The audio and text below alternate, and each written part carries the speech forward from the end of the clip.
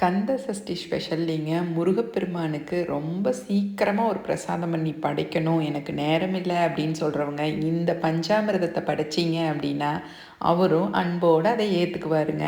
இதுக்குங்க பூவன் பழம்னு சொல்லுவோம் இல்லைங்களா, நல்லா கனிஞ்ச பழமாக எடுத்துக்கோங்க. அதுதான் கரைக்கிறதுக்கு சுலபமாக இருக்குங்க. அதை எடுத்துங்க ஒரு பாத்திரத்தில் போட்டு நல்லா கையிலேயே மசிச்சு விட்டனுங்க.